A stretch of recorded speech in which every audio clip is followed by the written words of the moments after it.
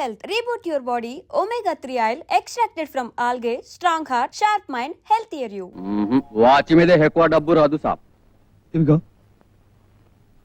ఇవన్నీ బంగారమేనండి.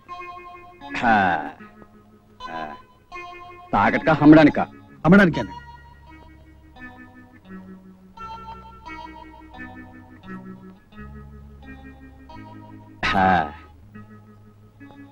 ఎదిగో మొత్తం 3000 సాబ్. 3000 వస్తానండి. కుమార్ సరళా రండి రండి. ఏమండి ఎక్కడికి వెళ్ళారు? పొద్దు నుంచి కనిపించలేదు. మీ అన్నయ్య మీ అందరికి బట్టలు పంపిస్తున్నాను, బస్ దగ్గరకు వచ్చి తీసుకోమని కౌరు పంపాడు, అది వెళ్ళాను. మా అన్నయ్య బట్టలు పంపాడా? అమ్మా నాన్న, అన్నయ్య మనందరికీ బట్టలు పంపాడు.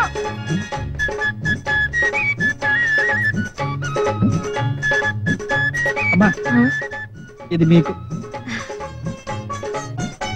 ఇది నీకు, ఓ ఇది నీకు. ఏమిటి బాబు? నీకిమ్మని చిరంజీవి పంపించాడు. ఆహా,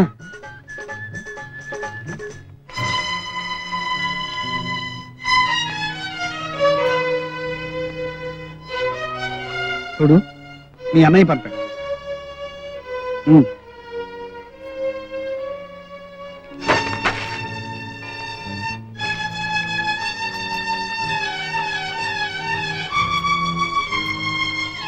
ఎంత పొగరే నీకు! అన్నయ్య పండకి పంపించిన చీర విసిరి కొడతావా? నా ఇష్టం.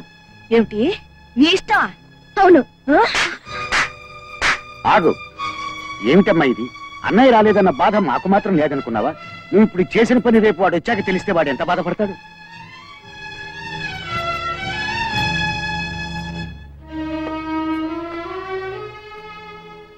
అది వట్టి తలతిక్క మనిషి బాబు, నువ్వేమనుకోకు. పర్వాలేదమ్మా. ఇదిగో 500 మీ అబ్బాయి పంపాడు. 500 కాదు, 5000 అయితే మాత్రం పండక్కి ఒక్క పూటైనా వచ్చి వెళ్ళిపోతే అందరికీ ఎంత సంతోషంగా ఉండేది. మేమేమైనా డబ్బు మనుషులమా? ఏమిటో చెల్లుళ్ళు తమ్ముడు అంటే వాడికి ఎంతో ప్రేమ, వాళ్ళ నాన్నగారంటే వాడికి పంచ ప్రాణాలు. ఇక నేనంటే సరే సరే అమ్మా అమ్మా అంటూ ఎప్పుడు కూడా తిరిగేవాడు. వాడిలా ఎందుకు మారిపోయాడు? వాడికి మమ్మల్ని చూడాలని ఎందుకు అనిపించడం లేదు? ఇలా డబ్బు పంపిస్తే చాలని ఎందుకు అనుకుంటున్నాడు? నాకేమీ అర్థం కావట్లేదు బాబు. అబ్బే అదేం లేదండి, పని తొందర తప్ప వేరే కారణమే ఉంటుంది. ఏం పను? ప్రపంచంలో అందరూ పనిచేసుకోవడం లేదు, వాడొక్కడేనా? దేనికైనా ప్రాప్తి ఉండాలంతే. వీళ్ళ బాధ నా గుండెలోనే దాచి వీళ్ళ మనసుల్లో ఆనందాన్ని.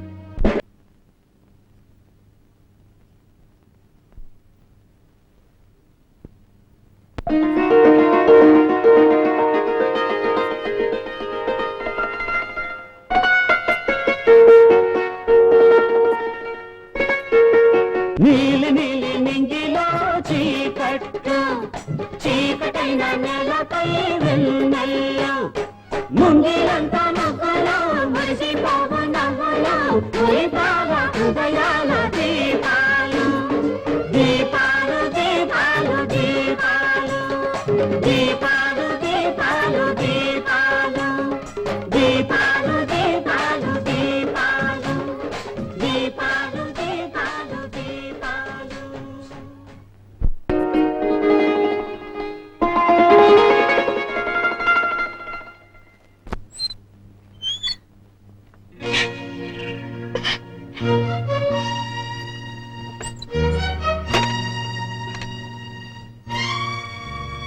నీ అన్నయ్య అభిమానంతో పంపిన చీర విసిరికొట్టడం గొప్పతనం అనుకుంటున్నావా?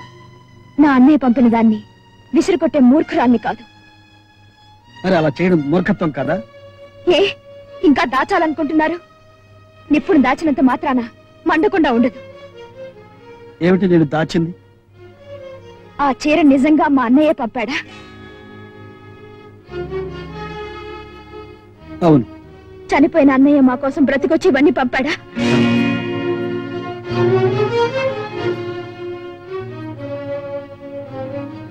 అది నీకెవరు చెప్పారు? ఇదిగో మీ డైరీ. మా అన్నయ్య అన్యాయంగా హత్య చేయబడ్డాడని, మిమ్మల్ని కాపాడే ప్రయత్నంలో చచ్చిపోయాడని మీరు స్వయంగా రాసుకున్న నిజాలు. ఇప్పుడు చెప్పండి, మా అమ్మని మా రోగిష్టు నాన్నని ఆ పసిబిడ్డల్ని ఎందుకు మోసం చేస్తున్నారు? ఎందుకు ఇంత ఘోరమైన అబద్ధం చెప్పారు?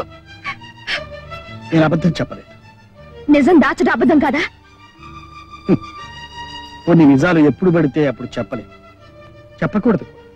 అందుకని అబద్ధం చెప్పి వాళ్ళకి లేనిపోని ఆశలు కలిగిస్తారా? లేదు, ఈ ఇంట్లో అందరూ మీ అన్నయ్య మీద ఉంచుకున్న ఆశలు, అతని చుట్టూ అల్లుకున్న ఊహలు ఒక్కసారిగా కూలిపోతే తట్టుకోలేక ఏమైపోతారో అని భయపడ్డా. అంతకు మించి ఆ తల్లి చూపే ఆప్యాయత, పిల్లల అభిమానం, ఈ ఇంట్లో నాకు దొరికిన ఆదరణ నా నోరు నొక్కేసి నన్ను మీతో చెప్పకుండా చేశాయి.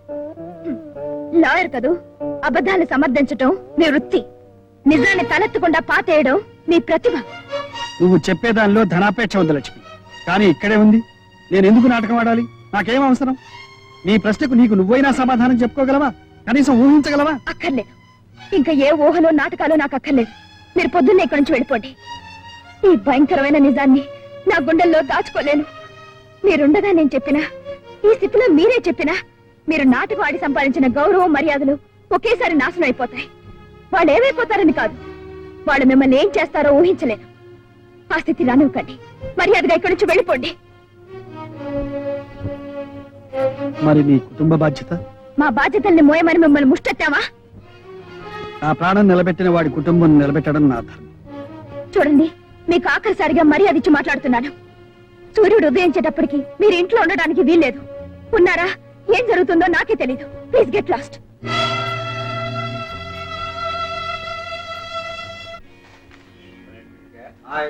గాంధీ మన అప్పుడు ఒక ఆవు మరణయాత్ర పడుతుంటే చూడలేక దాన్ని తనే స్వయంగా చంపెట్టాడు.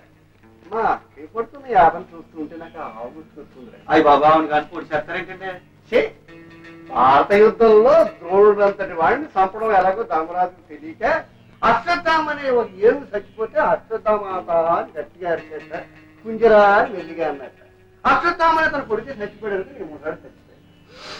ఇప్పుడు ఎవరు చచ్చిపోయారు ఎవరు చెప్పాలంటే, ఈ పేపర్లో చచ్చిపోయాడు, మా కథకి సరిగ్గా కుదిరాడు, ఎవరికో చెప్తాను నువ్వు వచ్చి చూద్దు.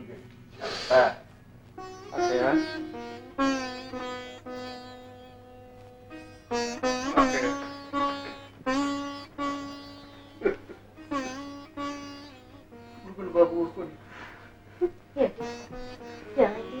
ఏమీ జరగకూడదని అంతా సవ్యంగా ఉండాలి. మన పుట్టించిన దేవుళ్ళు అందరికీ ఇంతకాలం మొక్కున్నాను, కానీ కావడం జరిగిపోయింది. అవునమ్మా, ఆ విషయం తెలిసింది కానీ చరిగారు ఇలా ఏడుతూనే ఉన్నారు. ఏం కాలేదు కాలేదు కాలేదు కాలేదు.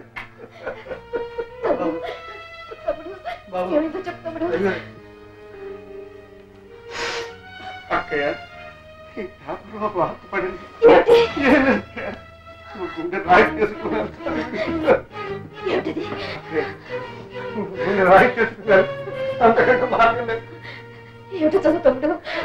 బిట్రగుంటకి 2 కిలోమీటర్ల దూరంలో రైలు పట్టాల మీద గుర్తు తెలియని కుర్రాడి శవం కనిపించింది. దొరికిన ఆధారాన్ని బట్టి పరిశీలిస్తే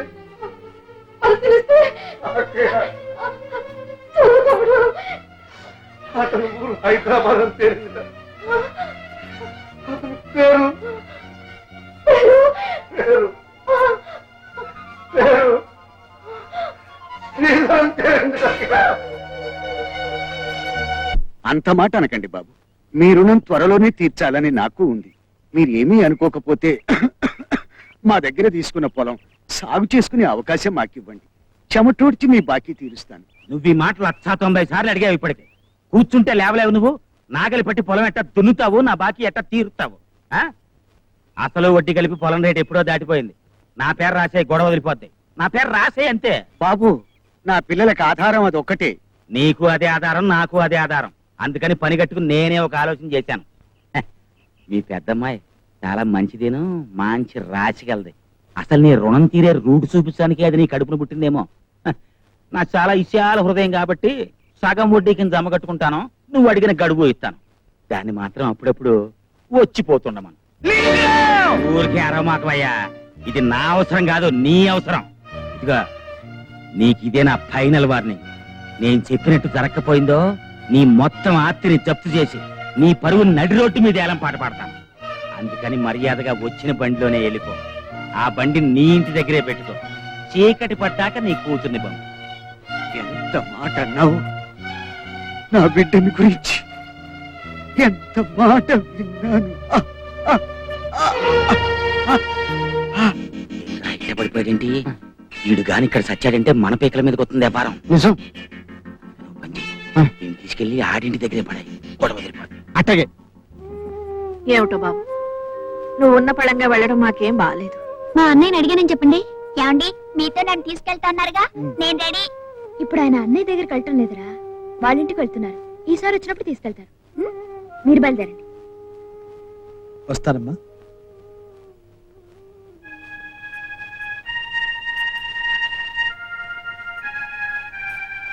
ఏంటి ఆగారు? మీ నాన్నగారితో ఒకసారి చెప్పెడదాము.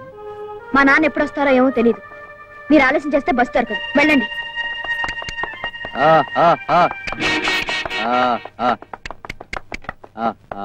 ఉమ్. నాన్న, ఆయన బయలుదేరు. నాన్న, నాన్న, ఏమైంది నాన్న? అమ్మా అమ్మా, నా అప్పు తీరటానికి ఈ రాత్రికి నిన్ను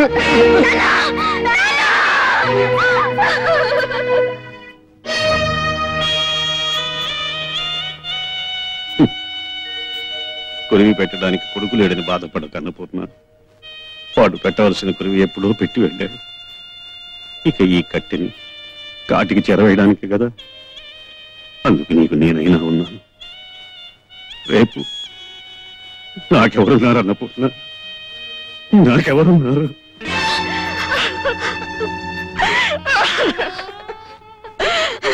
బాబు, ఇప్పుడైనా వస్తాడా మీ స్నేహితుడు? కన్న తండ్రికి తన కొరివి పెట్టడానికి బాబు ఒక్క టెలిగ్రామ్ అయినా వచ్చి రుణమైనా తీర్చుకుంటాడు.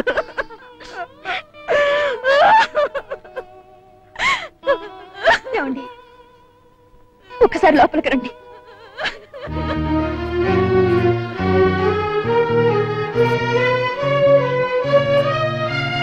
కొడుకు వస్తాడని, కొరివి పెడతాడని ఆ తల్లి ఎదురు చూస్తోంది. ఇంకా ఎంతసేపు ఆ శవాన్ని అలా పెట్టుకుని ఏడుస్తుంది. ఈ దుఃఖంతోనే కొడుకు చచ్చిపోయాడని తెలిస్తే ఒకేసారిగా ఏడుస్తుంది. ఆ తల్లిని మళ్ళీ మళ్ళీ ఎందుకు ఏడిపిస్తారు చెప్పండి? మీరు మనిషేనా? మీకు హృదయం ఉందా? ఎంత గుండెలు పగిలేలా అందరూ కుమిలిపోతుంటే ఇంకా నిజం దాస్తున్నారంటే మీరెంత కట్టుకోటుకలో, ఎంత రాక్షసులో! నీకు తెలుసుగా నిజం, ఎందుకు చెప్పకూడదు? చెప్పు. ఏం చెయ్యాలి? ఈ దారుణాన్ని ఎలా చెప్పాలో తోచక నేనెంత నలిగిపోతున్నానో నీకేం తెలుసు? సరే, ఇదే నా కర్తవ్యాన్ని నాకు చూపింది. నా రుణం ఎలా తీర్చుకోవాలో చెప్పింది. కన్న కొడుకును కాకపోయినా, కన్నవాళ్ళకు కాకపోయినా కర్మ చేసే అవకాశం కలిగి. సరే, ఇప్పుడు చెప్పు.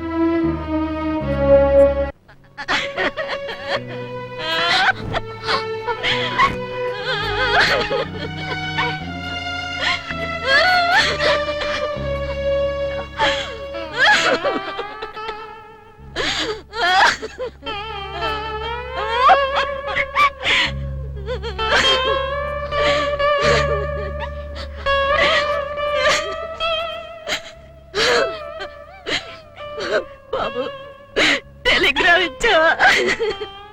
ప్రయోజనం లేదు. అంటే వాడు వాడు ఇప్పుడు కూడా తిరిగి రాంటావా? ఇప్పటికే కాదమ్మా, ఇంకెప్పటికీ రాలేడు. అమ్మా, 2 నెలల క్రితమే నీ అబ్బాయి మనల్ని అందరినీ వదిలిపెట్టి వెళ్ళిపోయాడమ్మా.